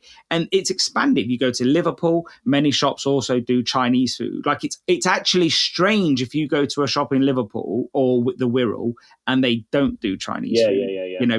So your menu compared to many chip shops is tiny. Actually, the only other shop I can think of like with your menu is probably like Brent Watson's Y-Pass in Barnsley. And so there's a few that have really tiny menus. So how, with this, with the fish prices going up as much as they have, how do you guys then look at, do we add a different species? Do we do something else? What were your thought processes here? Or have you just stuck to your guns and said, no, this is what we do best? Well, we've always been like to see ourselves as a traditional chippy in our menu, in that it is just fish and chips, maybe batter sausage, some chicken nuggets, some spam, and that's literally it. And there's been something, we did do chicken, fish cakes, we did chicken before COVID, where we would marinate in yogurt and garlic, ginger, cook it, and then batter it off to order, and it was quite nice, but there was not much demand for it. Yeah, I think just carping back to that, I think the thing we thought is how much time is it taking compared to how much you're selling. It just didn't make any sense, and it's taking up frying space and time and effort, and it's taking a staff member away, And then you've got to look at how much you're selling of it. Is it worth it? And and then it's just about leaning into what we've got. So what we are is fish and chips. So let's lean into that more. So this whole year has been about looking at different fish species because of the cod and haddock crisis with the prices, if you want to call it a crisis. Hopefully we'll maybe potentially see the other end of it. Seems to be slipping back a little bit, maybe, hopefully. Yeah, and the haddock quotas seem quite positive, even though the cod ones don't, and I know they have knock-on effects, so it might not be great. But hopefully things will be heading in the right direction. But it could be a couple of years till we're, lower than what we are now, from what I'm hearing. So we are looking at different species because we want to stick to being a fish and chip shop. Still want it to be that generational meal that your kids come with your parents, come with the grandparents, and they have fish and chips. That idea I really like still. But what comes with that is a generational order as well, cod or a haddock. But that's the kind of grounding that I want to try to change. So we just did a big social media piece, multiple pieces, with a fish sommelier, which I didn't even know was a real thing, and I kind of thought he'd made it up. But then looking into it, it is a real thing. And he is the first and only UK fish sommelier. So just like wine, talking about provenance, region, different types of grapes, different textures, that's what he does with fish. You're pointing your pen at me. Can you say his name? Because I've got it written down, but I want you to say his name. His name is Andrej Urosevic. Okay, I can say that. And he is a Serbian German. He's lived on the Rhine, always fished. And he's become huge on Instagram and social media. I think he's got nearly 1 million followers. Huge. And his whole thing is trying to cook every fish in the world. So for this year, one of our things that we're trying to push is let's try to look at different varieties that you can fry. Because it's been done in the past. You've seen hake, you've seen coley, you've seen hoki that some shops have just put on their shop. But it's never going to just be, you can't just put it on your menu and hope customers are going to buy it without re-education. And this actually ties in with something that, I'm not going to say I disagree with what you've said in the past, but I will challenge it when you have said that there isn't anything better than cod and haddock out there that you can fry in a fish and chip shop. Because I think that's just something that we have developed as our availability has allowed, basically. And I actually think cod is so universal is because it's universally bland. And I'd agree with that. It's nice. It's got flavor. It's got this buttery texture. It's got its flakes, but it doesn't have much flavor. Gav, you notice who else is a connoisseur now? That was a long day. That was the longest day ever, honestly. But being a sommelier has rubbed off on him, hasn't it? Yeah, I don't think I can quite claim that. But then again, I don't know. No, yeah, I'd agree with what you're saying, though. Joking aside, I get where you're coming from. Maybe I was a bit too blunt in that argument. But I get where you're coming from. What I mean is, I sort of come where you're coming from. It's sort of not the most flavoured. It's very white. It's very crisp white inside. I call it cod and haddock in some ways, mostly cod. It's the chicken breast of the seafood world. A skinless breast, no bone. It's protein. It's white. People know what to sort of do with it. Yeah, but that's a really good comparison there. Let's stick with the chicken analogy because then you could say, well, the chicken thigh, which is a little bit darker, much tastier. It's got a bit more fat on it. But it's much more tasty and it's got some flavour. That's the safe. That's the coley. Yeah, but unfortunately, and I'm not against trying to push other product, by the way. I love coley. Coley's I've said it before. I don't have to say it again, but it's great. It's a bit on the murky side when it's cooked, the colour. Yeah, well, we're trying it. We're trialling it in our shop at the minute. We're going to be doing something big with it in September. I watched a few of those videos, and I had to make an effort to, not because they're the videos, no, not because they're yours either, but because I don't have any social media apps on my phone no more. So I thought you meant you had to make an effort because it's so dull and boring. No. I had to make an effort because I don't have any apps on my phone. So do you not have Facebook? I took it all off my phone. I've not had it for 8 years still. So there you go. You see, so he's in the same boat. You see. Yeah, he had to go out of his way to watch it. I'm sent every minute, mate. Don't worry. Yeah, yeah. But no, and I did enjoy them. Great videos, great production quality. Facebook always crushes the quality unless you press that button, but it's fine. It is what it is. But great.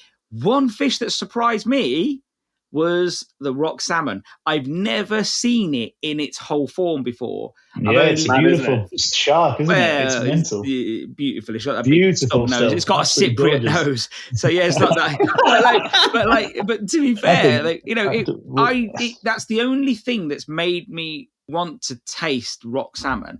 I've fried it for people over the years. I've done it. I know how to prepare it. Maybe not from the head point of view, but from our point of view.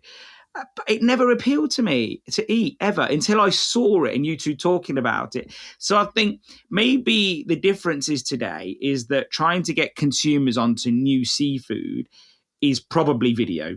Maybe that's what's changed. Years ago, I remember in 2006, we had 8 different fish on the menu at my dad's shop when I was running it. I had cod haddock, that was normal, plaice, which was normal, pollock, hoki, barramundi. I had coley. There was some salmon on there that we breaded rather than battered because it wasn't very nice battered because of the oiliness. So we had lots, but you know what customers used to do is to come in, you give them a bit. Oh, I'll try it. Yeah, I'll try it. Sometimes if it was going out of date, this was before fish cakes, it would be, take a whole piece home. And they'd like it and they'd come back and have cod. Yeah. But I think that the problem, the massive issue, and this is the thing we were trying to do with the videos, is that you naturally just want to compare it to cod and haddock, whereas you actually try and take their individual specialities and then celebrate that as a thing. That's the difference what we're trying to do. Back then we wouldn't ever compare it to cod. No, as a customer. Yeah, as a customer, yeah, maybe. I think the thing that kind of drew us to Andre and why we wanted him involved is because in his own videos he shows it from a proper fish fillet, not skinny, and then he goes through that whole process. And again, and that's harping back to you seeing. And I wonder if that is the mistake of the past, is that we literally just show people the naked fillet when all the work's been done. That's because partly we're scared to show them that it's actually a fish. Yeah, it's true. It is true. If you, I don't know, I think that they say that's why in supermarkets there isn't really a photo of the meat, the animal next to the meat. There might be one on the side or on the next aisle or on the top, but it's not. Yeah, I mean, there might be an argument there for why fishmongers have struggled in supermarkets, but I think that's partly because people are just less able to work with.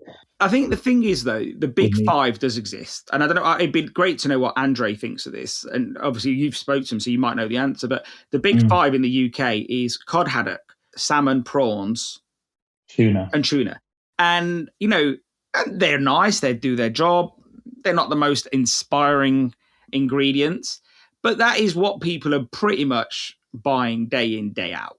How do you shift that narrative? So I don't know, and I don't know if it's possible, but I've not tried, so I want to try it. I'm not just relying on what people have said in the past where, we tried it, they didn't want it, we gave them a bit, they didn't want it. They used to say it's for cats. They used to give it to cat food, totally.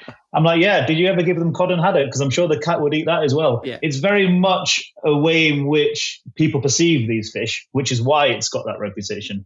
So I think changing the name to Safe is a start. So you automatically, could potentially get some people to try it have got that connotation of Coley and the negative connotations of what Coley has for a certain generation, from what my experience shows from speaking to some people that have had it in the past. And the provenance, the quality may be now better than it used to be because of the frozen at sea. And I don't know, again, if that was the case 20, 30 years ago, the Safe that was the Coley that was put on the menus, where and what the taste of it was. And just knowing and tasting it myself and trusting and believing in it means that I am going to now, before September, we are doing some promotional videos around it. And we are going to have it on our menu as like a lunchtime special, like a September special. And it's going to be priced so well that you're going to be stupid not to try it, because it's going to be called fish and chips. Underneath it will say, MSC Safe, a bit of information about it. But you get a lunchtime special with a sauce, maybe a drink, and it's like £2 or £3 cheaper than a regular fish and chips, because I can afford it right now. And there's a lot of Norwegians that are trying to, because they've seen what we've done with Andre and because I've been over to Norway, they really want us to be at the forefront of this. So I want to really give it the best shot that it can. I would. You wouldn't see me disagreeing with that. Everything's worth trying. Yeah, and then at the end of that, I'll then have my own opinion. Yeah, absolutely. So I can't just go on old stories and tales. What's your cod and haddock split at the moment? I guess it's a majority haddock, isn't it? Like 90%, 95% is haddock. Yeah. So that's 10% cod, which is good for you guys at the moment, I guess. Like if you did this and let's say it was saved, what would be a happy percentage for you? Like where would you see that as a partial success? Like I guess somewhere near the 10%. I'd say 5% Yeah, would be a success. Yeah. Considering of a general catch or what's out there in the sea is only like 15%. We don't want to overwhelm the market, do we, Stel? We don't want to put safe on the endangered. I'm not going to lie. This is where I was leading to. Because I'm an optimist, you see. But going back to that chicken thing and all them things, it's got to be worth our time and effort to do it, to put it on the menu. So it comes back to that whole thing of, look, we've still got to prepare it. You still got to buy it in. You still got to, defrost it. And so is it worth us doing it, putting it on the menu and, not having too much waste at the end of it? All them things have to be worth it. And that's the assessment. So it's not a percentage. It's a case of, look, is it? And we're not going to lie and say we put all this work in and we'll then pretend that it's been a success. No. I'd love to have you both on next September and say, guys, you've done it for a year. Like, what's the pitfalls been? What have you learned? Like, and look at it honestly and really look at it in depth. I think no one's delusional to think that you're going to do it and it's going to become a 30% product overnight. It's not going to happen. So, but it's not. Do you know what it is? I think as well, Star, when we're living in this world where we're so cost conscious of fish and chips, it's giving that alternative that's a proper alternative for a slightly less price and saying, look, we've gone out of our effort to find a different alternative. So this is an option for you. If price is an element, try this, give it a go. If they're still willing to say no, then they're actually more likely to be okay with the price of cod and haddock as well, because we've given them an option there. And I'm not saying that's the only thing, but it does change the mindset around that, actually. So, I always, Five Guys is a good example. I always Stel loves a Five Guys. He pretends his son wants to go all the time, don't you, Stel? I slate Five Guys for their price all the time, but I'm always ended up there because I'll try something else and it's just not as good. And it's so Wendy's opened in York recently, and I went there and it was, a lot cheaper than Five Guys. But then I had it and I was like, did you feel like you were cheating on Five Guys? No, not at all. I'm not that weird. We know where the line is now. Not that weird, yeah. But the point being is, it was a different taste. The meat quality might have been, it was a different taste. And I went to try it, and then now I've gone back. But it's that whole element of trying it, right? Yeah, as a consumer, you've bought into the maybe the quality, the marketing, the whole package that Five Guys is offering you. And even the cheaper option this time just wasn't really filling your boots with joy. Five Guys don't do any of that. They don't do any marketing. They just have... They've done it somewhere. But the point being is, in England, they don't do any marketing, really. No, we say this, but look at my son. Sorry, we go to probably Five Guys once a quarter just because of where they are, and he loves it. How did he know about it? I never told him about it. I told him about McDonald's, but I've not told him about Five Guys. And yet he looks forward to it. Somehow, whether it was online marketing like YouTube or whatever, he's initially been indoctrinated to this sort of thinking. When we go there, he, like you, loves the quality, loves how hot the burger is, loves how hot the fries are. I do too. I love a good burger. But, I do appreciate it. It costs a lot more. It doesn't bother me. It is what it is. But I guess... one argument could be, just a counter to your argument for a moment, is that maybe offering a cheaper item is the opposite of what we should be doing. Maybe we should be offering a more expensive item, because if we look at what Five Guys did, that's how they broke ground, by creating a more expensive product. Yeah, I heard it. Is it Mark Petru who's put that argument? Oh, yeah, so Mark Petru loves that. He's always all about that. So he's always on his menu. I remember it from years ago when I first met him. He was so proud to tell me, bless him. And I was only 17, and anything that guy did was like God. Because when I first met him at 17, 18, he's really speaking, marketing speaking, whoa. Now I just might talking shit. But no, we just but no, that's why I really respect him, because I think he was one of the first people to sort of talk about these things. And I remember back then he had something on the menu like ribs, and ribs were more expensive than fish and chips. And he goes, Stel, I don't even have any in the freezer at the Yeah, moment. I think monkfish is the thing I've heard him talk about. Yeah, monkfish. Yeah. Because he goes, like he just said, we ran out today, but it's took their mind off the price. And when you've got something that's £10 next to something that's £7, all of a sudden the £7 thing looks cheaper, doesn't it? And so I think, look, there's lots of arguments, but it doesn't mean we shouldn't try anything. I'm not trying to, don't think I'm trying to do that. And also, has it been good from a marketing point of view doing these videos? What was the feedback like? Yeah, I mean, from I think views wise, what we had to 130, 200,000 overall across Facebook, Instagram. But that helps because Andre shared it, so we're not going to get customers from Miami and Thailand all of a sudden that have seen it. But it's great for brand. It's great for brand fish and chips, and it's well known in our local area. Every person, although they still think I'm Aman, they still come in the shop and they say, "Oh, we've seen your videos; they're brilliant," and blah blah blah. But and we get a lot of them saying, "When are you going to put hake on? When are you going to put X on?" Okay, so maybe that's a good thing. But I think even just from the fact that we're trying it in a different way, people do appreciate that, and it's like, look, we're going to the effort of not just sticking it on the menu and that's it. It's it's a case of we've really done our research on this. We're really trying to showcase it in a different way. And we're gonna put on the menu something that we actually enjoy and like, and we can prove that by these videos and stuff. Going back to chicken for a moment, every man and his dog is adding some sort of chicken item to their shop menu at the moment. So many and what people don't quite realise maybe is, and consumers probably don't realise this, is that chicken is pretty much a science. The way you rear chicken is a science. 30 years ago, the average weight of a chicken was 700 grams and took 3 months to grow. Now, the average weight of a chicken is 2.4 kilos and takes 27 days to grow. So it is a completely different item, and it's moved on from its ancestor of old. It is a highly bred product. It is highly processed. A lot of the products that are coming to the UK that are pre-breaded or pre-whatever coated, they're coming from either Vietnam, Brazil, or Holland. So they end up in the freezer, and what you find is that it's easy to add these things to the menu without a lot of inspiration or thought.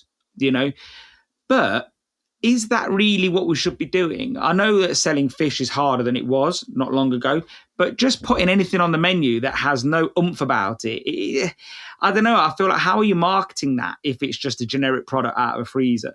And you've got 6 or 7 of those things, and let's say it's chicken strips, and then it's southern fried chicken strips, and then it's a chicken goujon that's plainer but longer.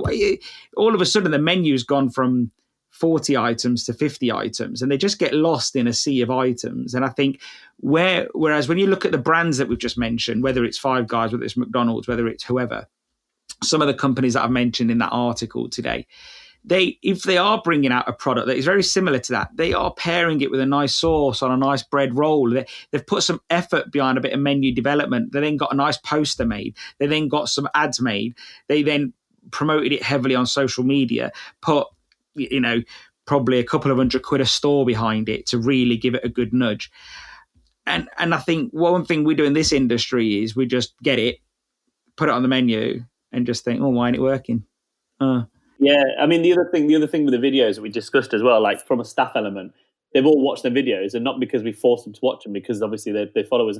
They now know, and they're asking us questions about it, and they'll be fully, understandable about it and have that conversation. Whereas if you just stick it on the menu, they'll just say, oh yeah, it's just an alternative of trying or what have you. And it's like, you can even show them the video while they're waiting, because I think with the chicken, it's a tough one, isn't it? Because we don't have those budgets to take incredible pictures. We don't all have the nous to take those photos that are photoshopped anyway from the likes of these chicken shops. So I get what you're saying, and I just think it needs to fit your shop. So if we were going to do it, we'd have to do it in a way that we do everything else. So it comes back to knowing your customer and knowing your area. Yeah. Because I think that's the trouble with talking about these big ideas and big chains. It's like 90% of shops and 95% of shops, they'll just shut off with this and saying, look, we're not McDonald's, we're not. And that's completely fair enough. But it's like you say, it's knowing your audience. So whether that's a hyper local thing of a poster in your shop or a poster in the village or something, or it is a video on social media, it's just knowing what's going to bring. And at the end of the day, most people want it to bring in customers. And I think that's the thing. It's, there is this awareness campaign, which is bigger, but it has to be a bigger picture of look, is this going to bring customers in the door and they're going to buy more from us or spend more? And I think, you know, the one thing that fish and chips have, and I don't think any other industry has it more so, is you only need one customer to bring in 4 customers. You know, the way that people talk in villages and locals and stuff like that, it's unbelievable how much they do talk about fish and chips. So, you know, we're talking about kind of any news that you do, one person that comes in the door tries it, they'll tell someone else. You don't really get that with these big brands. And I think that's the key thing with fish and chips, is that people really want to get behind you and talk about it and tell people about, you know, the local chippy, or it's good or bad or something extraordinary. I think you do get that, especially look at our staff. They'll talk about a new place that's opened. They'll all want to go there. You don't get that with fish and chips with youngsters anymore. I don't know. Yeah. Maybe unless they are, and that's where the opposite as the argument comes. You do have to try these things, these loaded fries that I see everywhere now. I just think it needs to be done with a bit more, not intention, but maybe a bit more creativity, or a bit more something that isn't just copying everyone else all the time. So, but then doing it's a very difficult thing to get right. It's not easy. There's no such thing as new either. I don't care what anyone says. Like, you know, like so a friend of mine would be like, oh, someone just copied me. And I'm like, but you copied someone else. So the idea wasn't yours. You know, you didn't just think this up. And like YouTube exists, like, you know, they're there for inspiration. But look, I think this thing about younger generation, I think it ebbs and flows. I think that there is a generation, let's say 12-year-olds upwards, that maybe don't want fish and chips. But I think that settles out in the top 20s, I think. But, you know, my kids are obsessed with fish and chips. They absolutely adore fish and chips. And it isn't even because of me, because, I think that's hard to extrapolate. No, genuinely, because I won't want to eat fish and chips when we go out. So they're always like, Dad, I want fish and chips. So I'm like, oh, come on. Like, and I think it's actually come from my grandparents. Sorry, their grandparents, my in-laws, and also my parents who have a fish and chip shop. So they're like, oh, when we go there, we want fish and chips. And they've now learned to like good fish and chips. You know, my son said to me today, oh, now you've got a new car. Can we go to Shea Fred's in Bournemouth? Because it was the best fish and chips we've had. And I'm like, well, I've always had a car. Like, you're just looking for an excuse to go. Now you've got a posh new car. Can we go to Gordon Ramsay? Yeah, and you know, so it is amazing. Like, you know, and I think, and new markets will appear. Like, you've got the whole provenance and the sustainability aspect, which really is a big selling point, which that, you know, the youth are into a lot more, which is great. So it's about how do you translate that story and how do you get them into your shop? I actually think, you know, some of the most traditional ways, vouchers for schools, vouchers for parents with kids at school or nurseries. I think sponsoring local young football teams. These things are what get us back into the eyes of younger 100%. People, because they're there. They need the sponsorship. They need these things. And if you can find something that's even more niche, like sponsoring the local skate park, because it's even more niche, like, you know, I think then it's like you're getting in front of those young people. And I think what's happened is over the years, in some ways, the budgets have got thinner for marketing and sponsorship. So people have moved away from those traditional methods. But if you could sponsor the local boxing club or something, there's things you can do there. Like, and if kids are active, there's nothing wrong with eating fish and chips once a week. I don't see an issue with that. They eat a lot more shit that isn't fish and chips. I've got a 10-year-old, 11-year-old and a 6-year-old. I see what goes down their mouth. Fish and chips is not my concern, you know? So yeah, it's interesting. Like, I really think we should pick that bit up in a year's time about the whole fish species, because you seems like you've got a plan, you're working towards it, and you also sound like you're not bothered whether it does work or not, as in, not that you're not bothered, because that means you're not putting the effort into it, but I mean, you won't be upset if it didn't work, is what I'm saying. Yeah, correct. We just want to give it our spin and our take, which I don't think I've seen much before, and see how it goes. One of the things I sort of want to finish off with really is, you seem to have got a good system at the scrap box. It's very small site. You've no real big prep room. You've got chips coming in. Do you see yourself doing more of these things? Do you see yourself opening another? Well, that's a good question, because the whole way I came about this podcast and found it was because I was looking at doing something in London about 2 years ago. And we had the idea of taking, you know, northern fish and chips down south. And so I was wandering around, looking at sites, getting inspired by lots of your podcast guests. I literally started from the beginning all the way to whatever number it got to. but it was fascinating just listening to different people that years ago introduced drive-throughs and listening to the amounts people were taking back in the day. It's like it was really, and I always mention to Gav, you should listen to this, and he never would because too young he looks kids. bored just talking about this. I'd always give him the highlights, but that didn't materialize because it became a big risk, and the money that was needed was obviously, as you can imagine, like it's not that we didn't know it was going to cost a lot, but it was going to be costing way too much at the time. So whilst this was happening, we actually thought, you know what? We've never really given everything we can to the scrap box. So about a year and a half ago, probably a year and a half. About a year and a half ago, that's when we decided to change the dials with the scrap box, and we came back and everything's just built upon itself. So the outside has been done, the inside. So like there's still a lot of work we want to do because we are trying to go as far as we can with these awards. So for the next year or so, that's what our focus is. We'll never rule out doing something in the future, but if we do something, I think we'll be looking to do something pretty big. The painted wall does look good. Thank you. Yeah. Thank you very much. And I saw that video as well. You see, I did see it, and I thought it was a lot of slow mos. I quite liked it. Yeah. The music, I like that music too. But yeah, if we want to do something else, it needs to be something that's going to really excite me. And the fact that Gavin is a 5-minute drive from the current shop will always give us that stability of knowing that he's settling down with a family. He's not going anywhere. I can go out there and create, the global franchise and everything. So let's see. We have got an idea. So are you like a Dhesi Ray Kroc in the making? Oh, that's a good way to put it. Yeah, I do. I'm doing a product with Matthew's Fries at the minute, actually. So watch this space. You see. So yeah, keep following us, all the listeners. Give us a follow on Instagram. Oh, yeah. I don't know if we get that low. Yeah. He got his plug in there. But yeah, I think the thing for me, and Aman's probably taught me this more than anyone, is that we did have 2 shops at once, and it's incredibly hard to scale it out and do it well and keep the enjoyment there and stuff like that. So I think if we do something, it'll be one thing, but big enough for us to make the most of kind of our uses.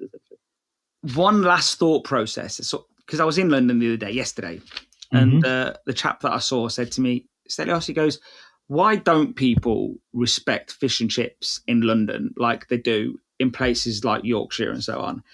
And I had an answer, but I'm interested in what you two think.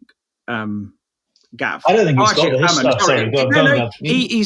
He's disobedient. Sorry, I'm honest, Gav. Sorry. I'm going to have to really talk to you about his answer will be better than mine, probably.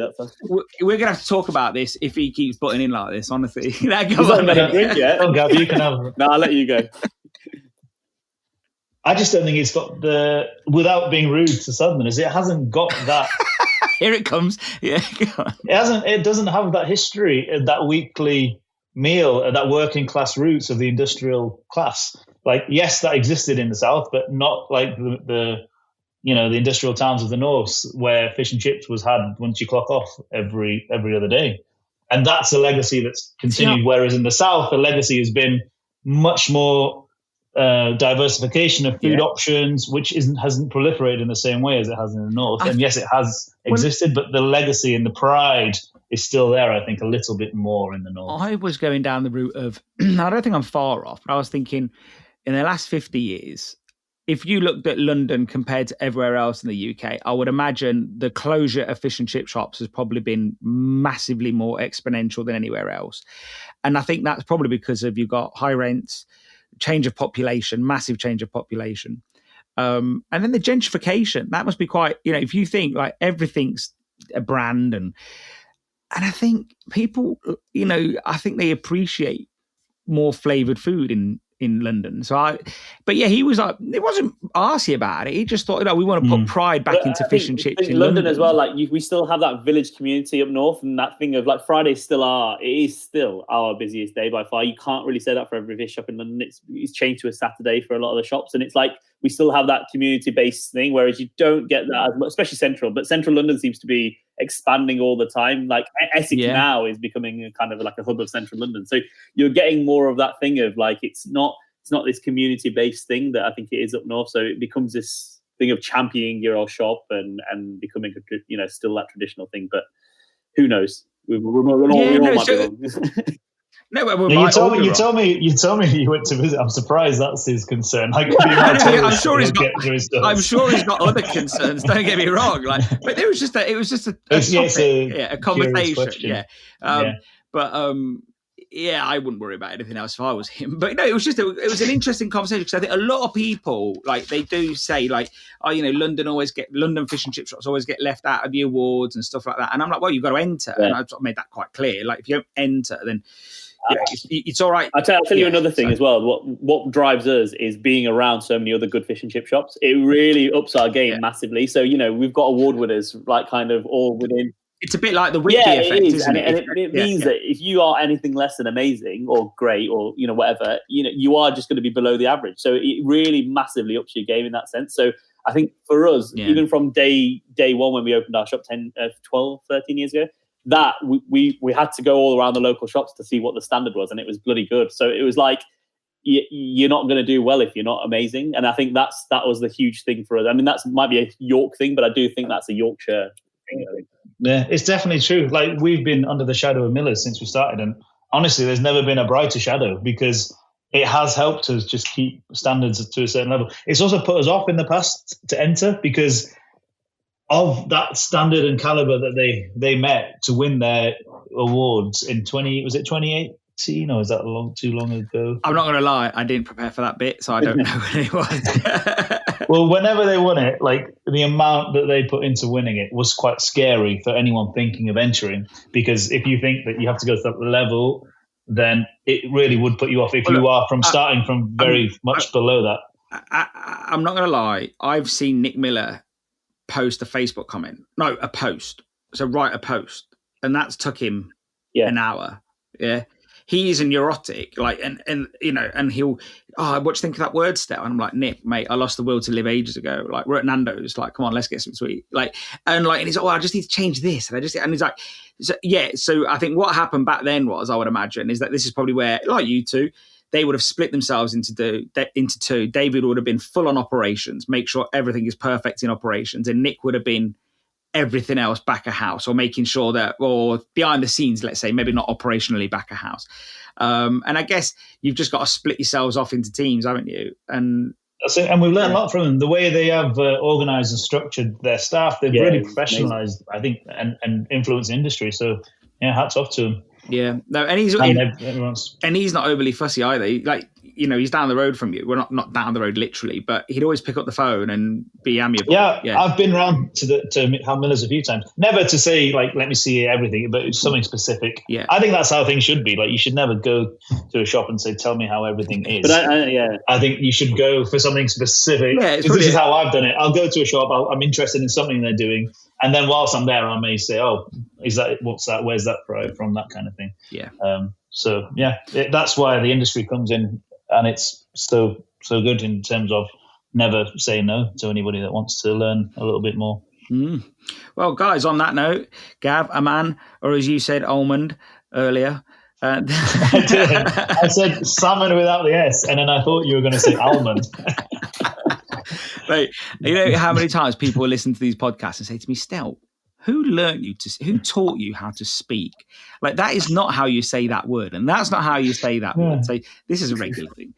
And then he ends up doing the longest form podcast. I know. I genuinely thought at the time it would help me speak better, but nah, I'm still just a mess. Keep working at it. Yeah. Mark Drummond has took it upon himself to help me with all of my grammatical errors. What he didn't realise is, what many people don't realise, is that I actually use an app called Grammarly to help me with my grammatical errors because I'm terrible at grammar. And everyone says, well, you can't be bad at grammar because you write so many articles. I'm like, trust me, if I didn't run it through Grammarly, it would just be like, But AI is changing. I'm glad you said Grammarly there, because it cut off mine when he said Grua, and I thought you said grinder. Anyway. Inappropriate. Just inappropriate. Yeah. But no, guys, Gav, Aman, it has been a delight having you on. I genuinely, if you're up for it, would love to have you on again, either separately or round tables. And Aman, I think there's a lot to be said about the other topics that you want to talk about as well. If anybody else wants to talk about that, if they listen to this and feel compelled, and reach out and let us know. but we'd love to have you on, especially if we don't have you on from now. Next year, we'll talk about the fish project and see how it's gone. Brilliant. Great. Look forward to it. So thanks for having us on. Thanks for your time. And that's a wrap with Gav and Aman. We'll get them back on soon, no doubt. Are you curious to know more about Aman? Well, he wrote that great article, Fish, Chips and Me, Reclaiming a Story of Britain, and the links will be in the episode show notes. In this episode, what stood out to you? Why not tell us in the Ceres podcast discussion group on Facebook? And also, whilst you're there with everything going on, it's wise to go and look at our Ceres calculators and strip out the guesswork. Just pop in your numbers, get instant crystal clear costs, ideal selling prices and profit margins you can trust. Stop chasing hard spreadsheets and start making data smart decisions in seconds. Try them for free at ceres.shop/calculators and watch your profits start to grow. And remember, Ceres is here to help you thrive through our stand-up products, sharp insights and real support. If you've got something on your mind, drop us a message. Thanks for listening and we'll catch you in the next episode.